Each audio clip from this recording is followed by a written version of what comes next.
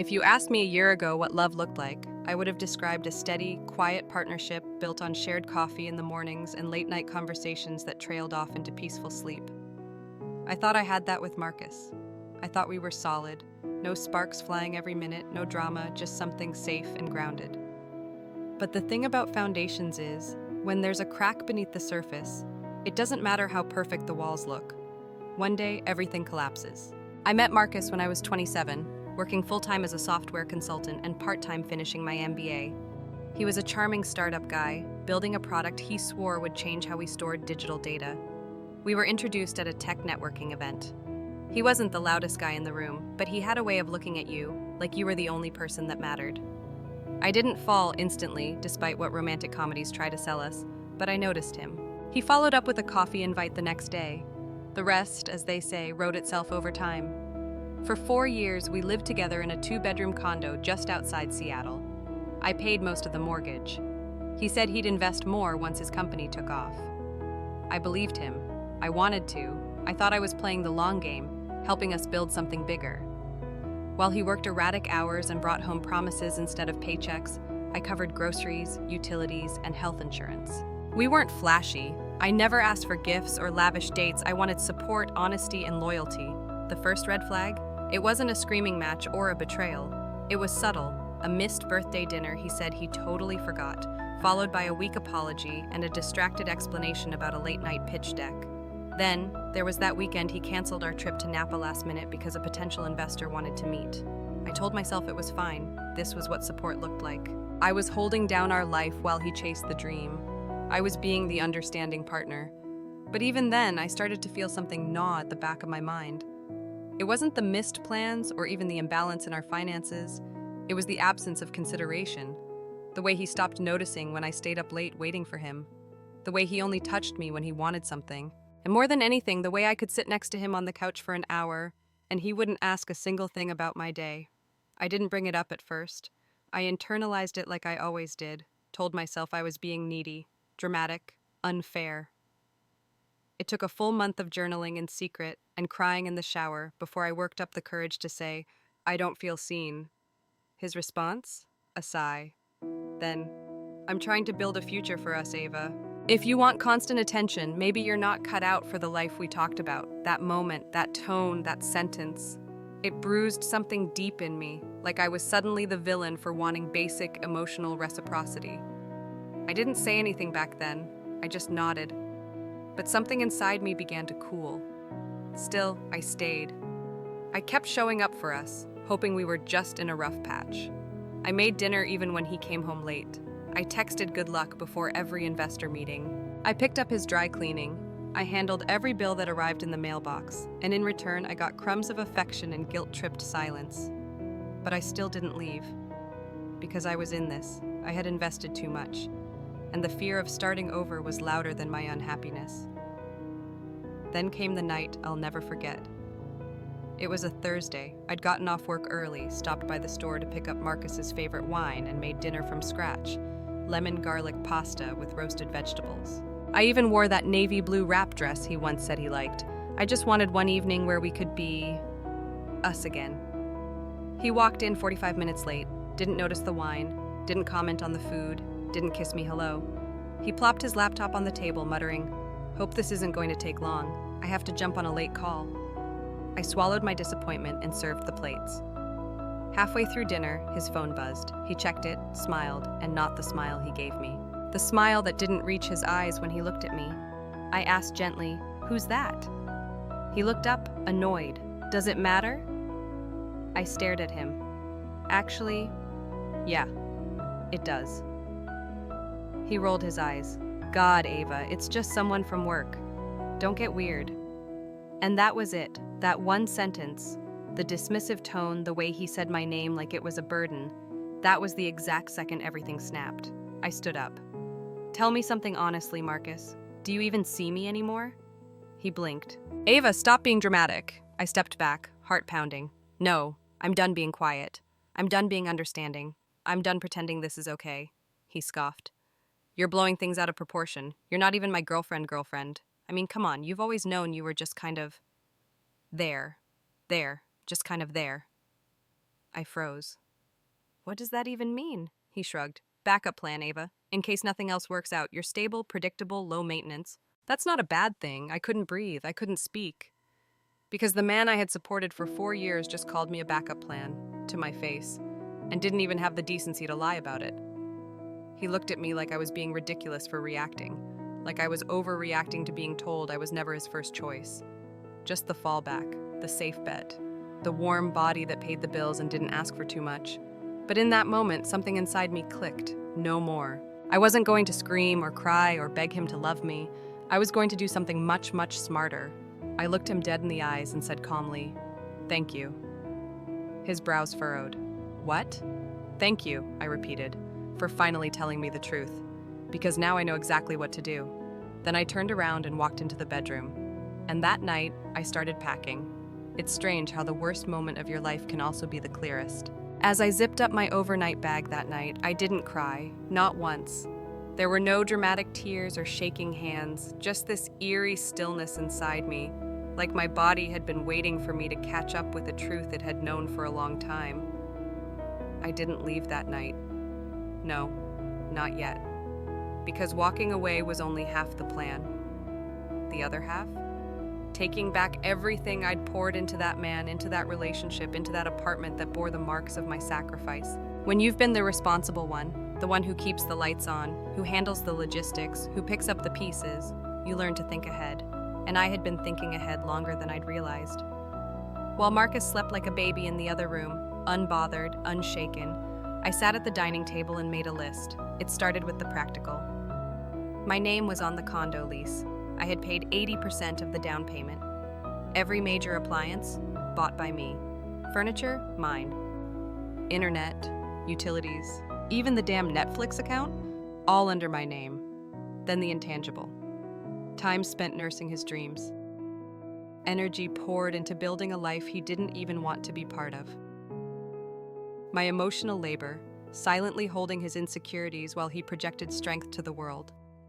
I opened a spreadsheet and started sorting what to move, what to cancel, what to reassign, and most importantly, what to let him watch fall apart. I gave myself 7 days. 7 days to unravel everything I had built around a lie. 7 days to smile through our mornings, to nod along to his half-hearted conversations, while I set the stage to exit with precision. Day 1, I called my landlord. "Yes, Ava," she said kindly. "Your name is the only one on the lease. If you want him out, you're within your rights." I didn't tell her why. I just asked for a move-out date and start to transfer things into storage. I arranged for movers under my name with strict instructions not to speak to anyone but me. Then I rented a short-term studio downtown, nothing fancy. Just clean, quiet, temporary. Day 2, I called the bank. Every joint account was closed. I left the $113.56 balance in one of them for him. That was the last financial courtesy he would get. I moved my primary accounts, changed every password, enabled two-factor authentication. I called my credit card company and removed his name as an authorized user. They asked why. I just said, he's no longer a beneficiary. Day 3, I started collecting receipts. Not metaphorical ones. Actual receipts. Emails, transactions, furniture invoices. I dug through my inbox and archived documents like I was preparing for trial, which, in a way, I was. I wasn't interested in legal revenge, but I wanted every base covered. Marcus had a history of rewriting reality to make himself the victim. I wouldn't give him the chance. Day 4, I packed up everything that was mine. Not loudly, not obviously, just little by little. That scarf in the hallway? Gone. My favorite cookware? Packed. The books I'd spent years collecting? Boxed and labeled. It was amazing how much of that condo was mine.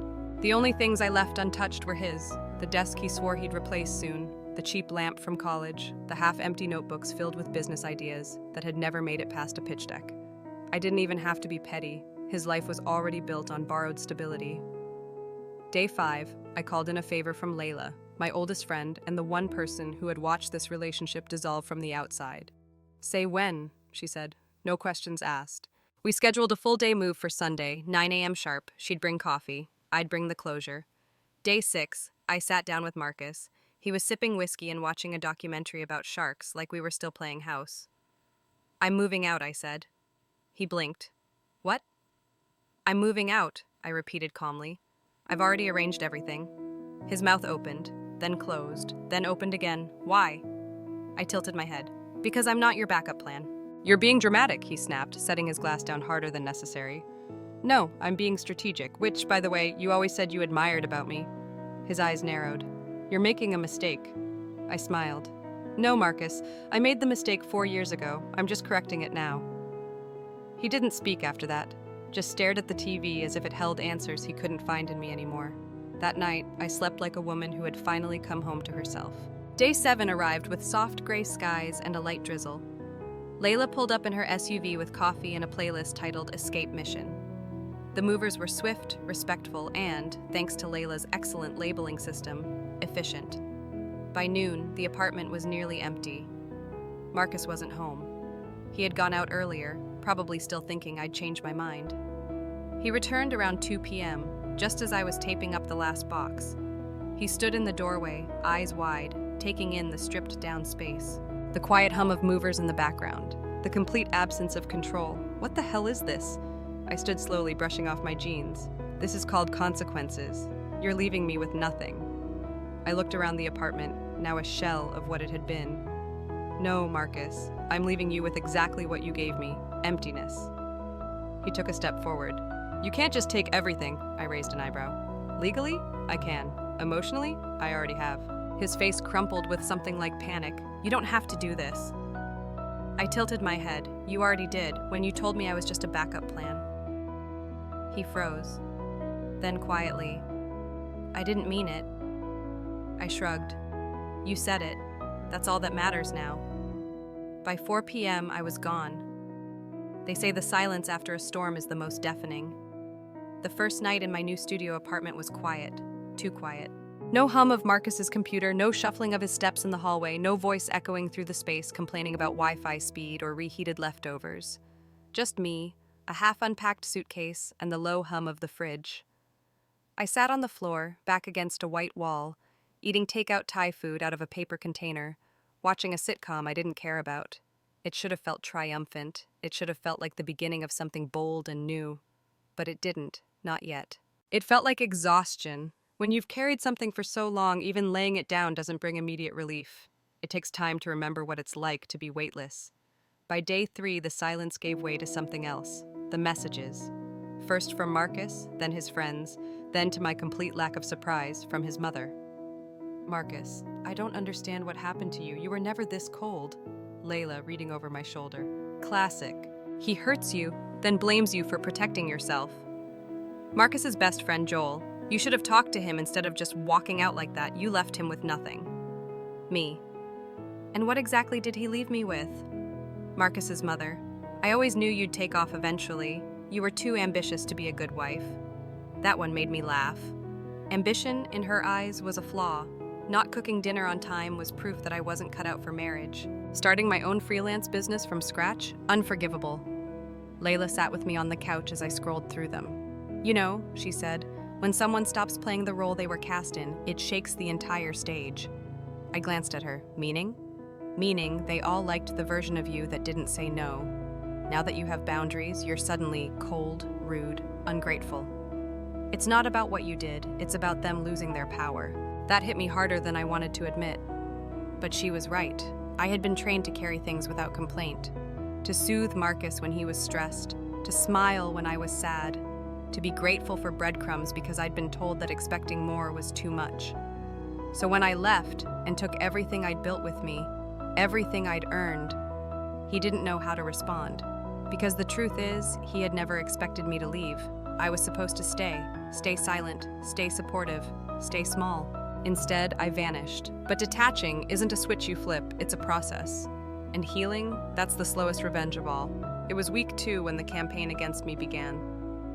Subtle at first, vague tweets, indirect Instagram stories, posts that only a few mutual friends would understand. Then it escalated. Marcus told people I'd stolen from him, that I'd emptied our accounts and left him homeless. He even claimed I had been manipulating him psychologically for years, his words. Never mind that I had every receipt, every bank record, every lease and bill in my name. It didn't matter to the people who had already chosen their narrative. To them, I was cold, I was heartless, I was the villain, I wanted to scream, to defend myself, to set the record straight with every one of them. But I didn't, because somewhere deep down, I knew something that took me years to understand. You don't owe an explanation to people who are committed to misunderstanding you. Instead, I did what Marcus had never expected me to do. I posted the truth, no drama, no rage, just one photo of my empty apartment on moving day and a caption that read, "Sometimes choosing yourself looks like walking away from everything they convinced you was love. When someone calls you their backup plan, believe them, and build a life where you're nobody's second choice." I took back my voice, my peace, my power, and I'm not sorry. I turned off comments. I didn't need validation. I didn't need applause. I needed closure, and that post was my closure. A week later, Layla and I were having lunch at a cozy cafe tucked into a quiet street on the edge of town. I was halfway through a grilled cheese and tomato soup when I saw him, Marcus, across the street, standing alone, staring at the restaurant, as if unsure whether to come in or walk away. My heart didn't leap, my hands didn't tremble. There was no rush of panic or pain, just stillness. He spotted me. Started crossing. Layla saw it too and raised an eyebrow. "You want me to block him with a chair?" I laughed. "No, let's see what he wants."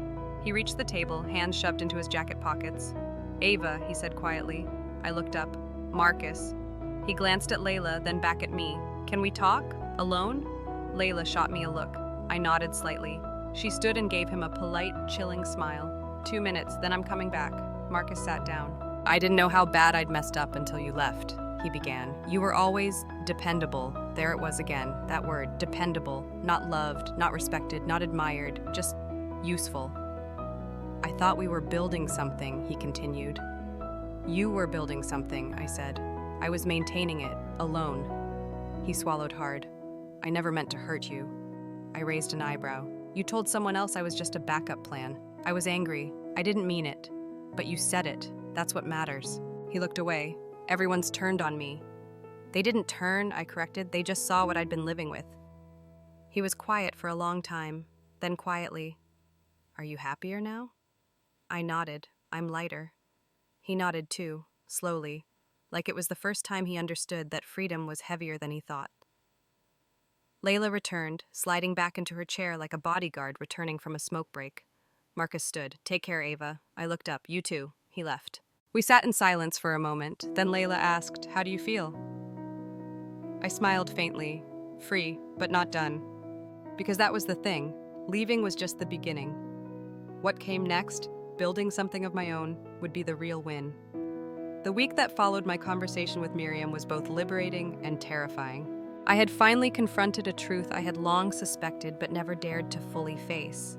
That I had built my life around someone who saw me, not as a partner, not as an equal, not even as a person with dreams of her own, but as a contingency plan. And now I was about to blow that illusion sky high. I didn't go home that night. I booked a small Airbnb near the lake, packed a single overnight bag, and sent a brief message to Aaron. "Don't worry about me, I'm safe. I'll come by to collect my things when the time is right." I didn't even give him a chance to respond. The next morning, I sat at the edge of the water with a notepad in my lap. The breeze carried the scent of pine and the sound of waves lapping against the shore. It was peaceful in a way I hadn't felt in years, not since I'd given up my dream of becoming a travel photographer to settle down with Aaron and support his ambitions. I used to want to see the world through my lens. Somewhere along the way, I started seeing it through his.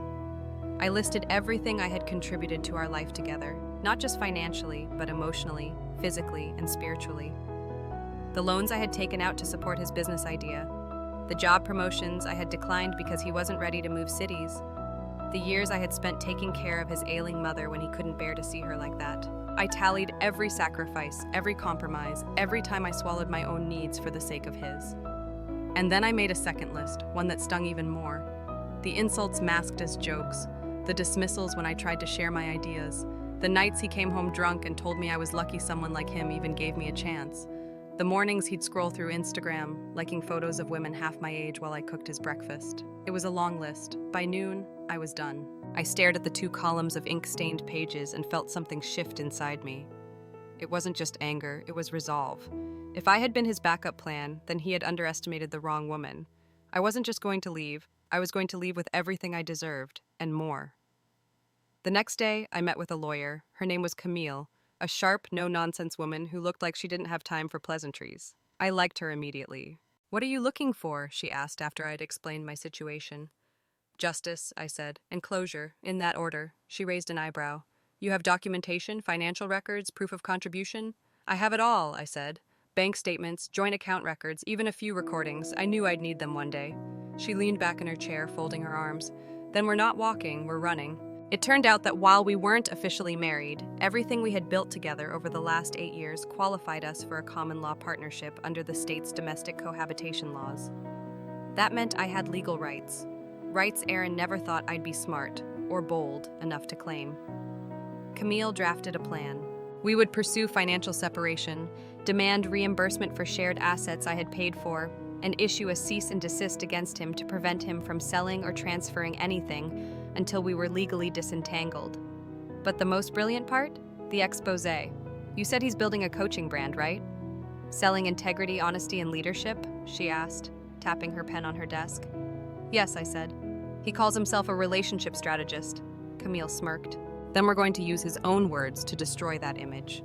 Together, we combed through his online content, webinars, YouTube interviews, Instagram posts, old podcast episodes. And every time Aaron talked about loyalty, about commitment, about being the man who shows up for his partner, we bookmarked it. Every time he used me as an example, "My partner is the reason I've succeeded," we timestamped it. And then I added something extra, the text messages, screenshots of late-night chats where he belittled me, conversations with his friends where he joked about keeping me around just in case. And yes, the message to Miriam, the one where he confessed that he'd always seen me as insurance. By the time we were done, we had a file that could ruin him professionally, publicly, and personally. I wasn't going to post it yet, not until everything was finalized, but just knowing I had it gave me a sense of power I hadn't felt in years. And then came the knock on the door. I was back at the Airbnb reading through documents Camille had sent over when a soft rap sounded against the frame.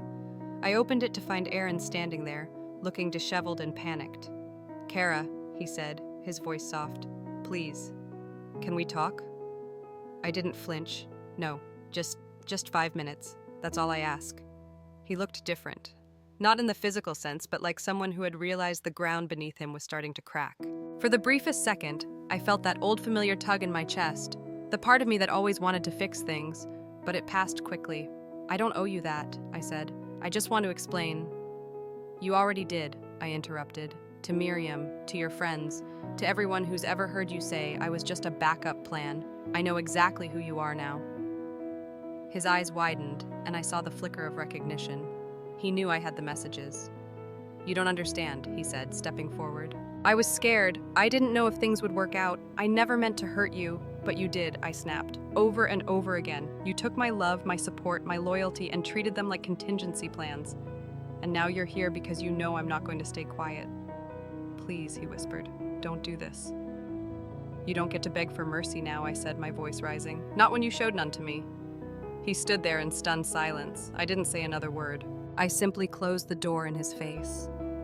I leaned against it for a long time afterward, breathing hard, trembling, but not from fear, from adrenaline, from release. That was the last time I ever saw him in person. A week later, the first round of legal filings went through. Camille was ruthless, efficient, and precise. She sent Aaron's lawyer a letter outlining our demands, along with a polite but firm warning. If Aaron attempted to move any shared assets or violate the terms, we would escalate. It didn't take long for him to fold. He transferred ownership of the condo back into my name, yes, the same condo I had put the down payment on but had graciously listed under both of us. He agreed to pay back the money I had lent him for his business startup. And best of all, he signed a non-disclosure agreement that prohibited him from using my name, image, or story in any of his content going forward. But I wasn't done. Because silence is compliance, and I had no intention of being quiet. I never imagined it would feel so easy to let go of someone I had once built my life around. Once Aaron signed the final agreement, it was like someone had lifted a weight off my chest that I didn't even realize I was carrying. The condo was legally mine again, my bank accounts were secure, and the threads he had woven around my life to keep me tied to him were unraveling, one by one. But it wasn't just about reclaiming what was mine, it was about reclaiming me, my time, my voice, my value. But even with legal matters wrapping up, I couldn't shake the truth that had haunted me ever since I first read that message. He never loved me the way I had loved him. I wasn't his person, I was a placeholder, a loyal, convenient, dependable safety net. And once he thought he had better, something flashier, newer, easier, he was willing to drop me without a second thought. I had always assumed my silence had made me strong. That enduring his dismissive comments, his neglect, his gaslighting with patience and grace was proof of my love. But in reality, it only showed him that he could push, and I would never push back. So now, I was done being quiet. I started slowly. First, I wrote my story, every bit of it, into a detailed blog post titled, "What Happens When You Realize You Were Only Ever a Backup Plan." I didn't use Aaron's name. I didn't need to. Anyone who knew us would recognize the truth instantly, and anyone who didn't still felt the punch of it. I laid everything bare. The years of sacrifice, the little digs disguised as jokes, the emotional neglect, the financial betrayal, and most importantly, the turning point, the moment I realized that love doesn't look like manipulation, that someone who truly loves you doesn't make you feel replaceable. I posted it on a Wednesday night. By Friday, it had gone viral. The messages came flooding in, hundreds, then thousands. Women from every corner of the country, some from across the globe, reached out with their own stories. Stories of being the good one, the reliable one, the safe choice. Stories of men who strung them along until someone better came along. Stories of pain that mirrored my own in devastating ways. But there were also messages of hope, of rebirth, of freedom. And with every message, I felt a little less alone. By Sunday, I got a call from a podcast producer who hosted a series about female resilience. "We'd love to have you on," she said, "to tell your story, in your own words."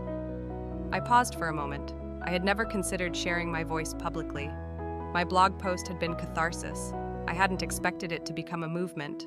But as I stared out the window, watching the wind ripple through the trees outside my condo, I realized I had spent enough time hiding. "Yes," I said, "I'd love that." That interview aired 2 weeks later and reached nearly 500,000 listeners within days. The podcast host, Raina, asked thoughtful questions, real questions. Not about revenge or scandal, but about healing, growth, identity. And for the first time, I spoke not as someone who had been discarded, but as someone who had chosen to walk away. I said things I hadn't even realized I was ready to say. I thought love meant sacrifice, I told her. But it turns out, love, real love, doesn't demand you disappear to make someone else shine.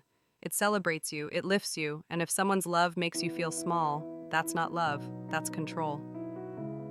The response to the episode was overwhelming. Strangers wrote to me, thanking me for helping them see the red flags in their own relationships. Therapists emailed me asking to share the episode with clients. A women's advocacy group reached out to invite me to speak at their fall retreat. But amidst the messages of support came a familiar name, Miriam. I hadn't heard from her since the day she told me the truth, but she left a voicemail. "Hey Kara, I saw your blog. I listened to your interview. I just wanted to say, I'm sorry. I never should have accepted Aaron's lies. I never should have thought it was okay to play second to someone I didn't even know existed. I broke it off. And I wanted you to know, I'm proud of you." I didn't respond. Not because I didn't believe her, but because I had nothing left to say. Miriam wasn't my enemy. She was a woman who had also been deceived. But my story wasn't about her, or even Aaron. It was about me, and finally learning to choose myself. But of course, Aaron couldn't stand the silence. He started posting cryptic captions on social media, passive-aggressive videos about haters and jealous exes who couldn't keep up. He tried to spin the narrative, frame himself as a victim, paint me as the bitter woman who couldn't handle a real man. He even launched a series on masculine energy, attempting to rebrand himself as a misunderstood alpha male. But people weren't buying it. They had seen the receipts, they had heard the recordings, they had read the blog post and listened to the interview. And worst of all, for him, they believed me. His followers began to dwindle. His business inquiries dried up. Sponsors dropped his partnerships. Clients backed out of coaching packages. The brand he had built on image illusion and borrowed phrases collapsed under the weight of one undeniable truth. He had underestimated the power of the woman he once called a backup plan. I didn't gloat. I didn't celebrate his downfall. I simply moved on. I started working with a therapist, one who specialized in relationship trauma and identity recovery. I picked up my camera again just to play. I booked a flight to Portugal, where I had always dreamed of photographing the sunset cliffs along the Algarve. I even signed up for a small business workshop, considering launching a coaching practice of my own, one that didn't rely on shame or ego, but on healing and strength. It was in that class that I met Elias. He wasn't flashy or loud. He didn't throw compliments like confetti or charm his way through conversations, but he listened, really listened. He remembered small details. He asked thoughtful questions. He didn't try to dominate the room. He just quietly held space, in a way I hadn't realized I was starving for. We didn't start dating right away. I wasn't looking for love. I was still learning to love myself again. But as the weeks passed, he became a steady presence, a kind one, and slowly, without force or urgency, something began to bloom between us. The first time I told him my story, I braced for judgment, pity, distance. But all he said was, "I'm really proud of you," and I believed him. When I walked into the courthouse that Tuesday morning, I felt something shift in the air, like the weight of months, even years, was finally about to lift. The security checkpoint buzzed softly as I passed through, the marble floors reflecting the faint glimmer of overhead lights. I had never been inside a courtroom before, not like this. But everything about today felt deliberate, my walk, my suit, even the way I nodded politely to the court clerk as she checked my name on the docket. Across the room, Damien sat at a long table with his lawyer. He wasn't wearing his usual smug expression. His tie was slightly askew, and his fingers tapped relentlessly on the edge of his chair. He looked nervous. Good. He hadn't expected me to push this far. He thought I'd settle, that I'd sign the dissolution papers he had the audacity to send over, papers that offered me less than a third of what I rightfully deserved. But I hadn't come this far to retreat. I was here to make sure the truth saw daylight, and to make sure Damien never twisted that truth again. When my lawyer, Maya, walked in, she gave me a slight nod. Tall, composed, and absolutely fierce, Maya was the kind of woman Damien used to call difficult. I called her unstoppable. "You ready?" she asked, placing a thick file on the table. I nodded. More than. Court proceedings are rarely like what you see on TV. There's less yelling, more paper shuffling. But make no mistake, it's a battlefield. Words are weapons. Timelines are ammunition. And today, we came armed. The judge, a sharp-eyed woman with an expression that could silence an entire room, reviewed the case notes. When Maya stood and began to outline the evidence, financial records, voice recordings, written messages, I watched Damien squirm in his seat. Every lie he told, every manipulation he'd buried in charm, was brought into the open. The financial disclosures were damning. Not only had Damien siphoned off joint funds into hidden accounts, but he'd also funneled thousands into lavish gifts for his secret second option. Jewelry, flights, hotel suites, the paper trail was undeniable. And then came the voice recordings. I had debated for weeks whether to include them. Something about hearing my own heartbreak felt too raw. But in the end, I decided the truth needed to be heard. In one, Damien's voice slithered through the courtroom speakers. "She doesn't ask questions. That's what I like. She's safe. I mean, if things don't work out with Chloe, I still have Rachel." The judge paused the playback. "Just to clarify," she said, peering over her glasses at Damien, "you referred to your wife as a backup plan?" Damien shifted uncomfortably. That was taken out of context. "It's your voice, Mr. Reynolds," she said coldly, "and your words." And just like that, the power he'd clung to for so long evaporated. Maya leaned toward me, whispering, "That clip? That changed everything." When court adjourned for the day, I stepped outside into the chilly autumn air. Reporters, yes, real reporters, were gathered at the foot of the courthouse steps. Apparently, someone had leaked parts of the financial scandal to the press. Maya assured me it hadn't been her. I hadn't done it either. That only left one possibility. Someone in Damien's circle was starting to turn on him. I wasn't surprised. People like Damien collect people the same way they collect trophies. Use them, shine them up, put them on display. But the moment those people stop serving a purpose, they're discarded. And when that happens enough times, eventually someone pushes back. That night, I received an email from one of his former business partners, someone I had met briefly at a holiday party years ago. The subject line read, "I'm sorry, and I can help." Inside was a detailed breakdown of even more questionable financial moves Damien had made. Under-the-table deals, fabricated invoices, hush payments. The partner had stayed quiet to protect his own stake, but now, as Damien's ship sank, he didn't want to go down with him. I forwarded everything to Maya, and then I poured myself a glass of wine. Not to numb the pain, but to mark a moment. For the first time in a long time, I wasn't reacting to life. I was steering it. In the weeks that followed, the public perception of Damien began to shift.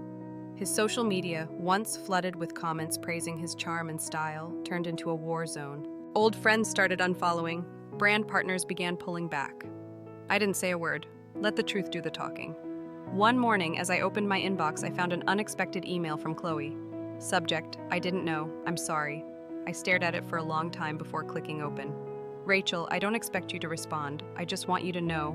I didn't know about you. Not really. He told me you were separated. He said you didn't care. I see now how wrong that was. I believed him when I shouldn't have. I'm sorry. It wasn't forgiveness. It wasn't closure. But it was something. I responded with a single line. Now you know who he really is. Don't let him do to you what he did to me. Then I hit archive. I wasn't interested in vengeance anymore. I was interested in freedom. When the divorce was finalized and the ink dried on all the paperwork, I stood in front of the courthouse with the afternoon sun glinting off the silver band I had just slipped off my finger. The final act of closure, small and symbolic. I dropped the ring into a velvet pouch, zipped it up, and handed it to Camille. Sell it, I told her.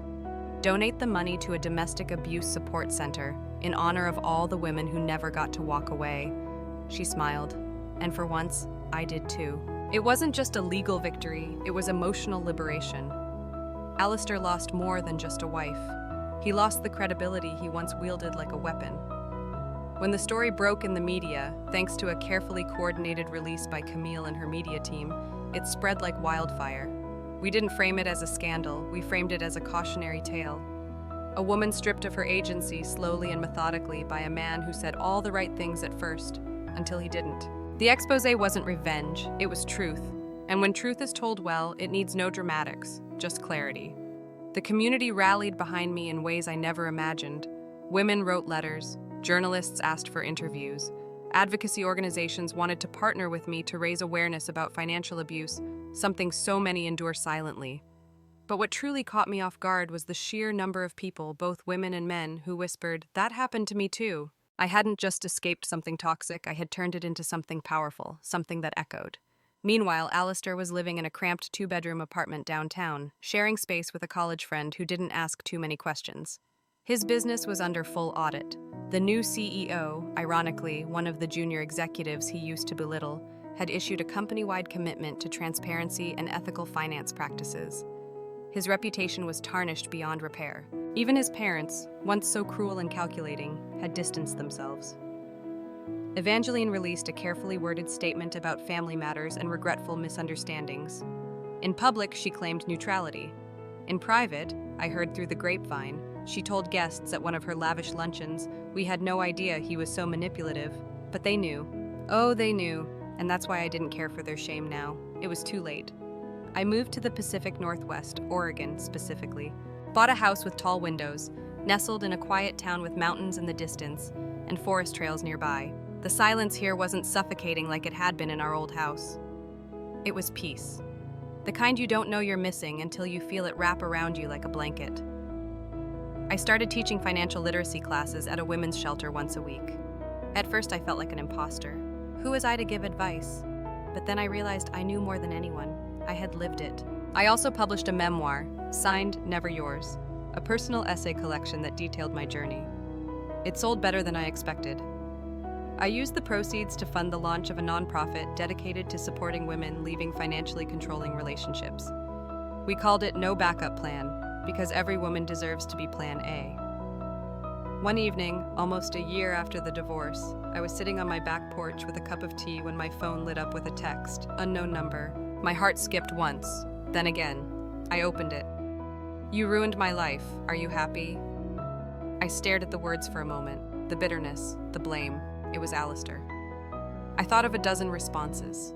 I could have told him that he ruined his own life, that I merely pulled back the curtain. I could have said that happiness wasn't built on other people's destruction, but rather on rebuilding your own foundation.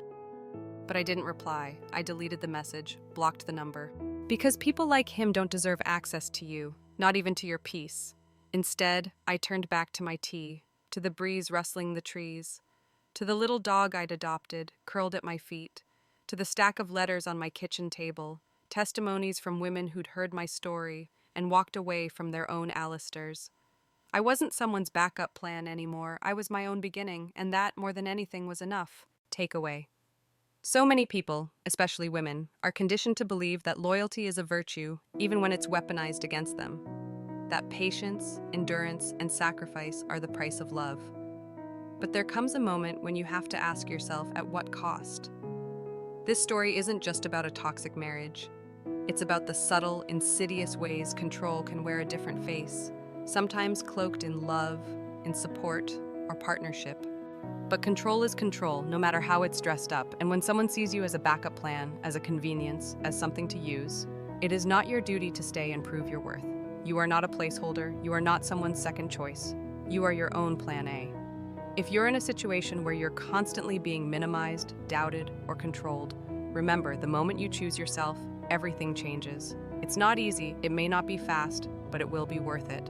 Healing takes time, strength takes courage, but peace? That belongs to you the moment you decide to claim it. Choose you, every time.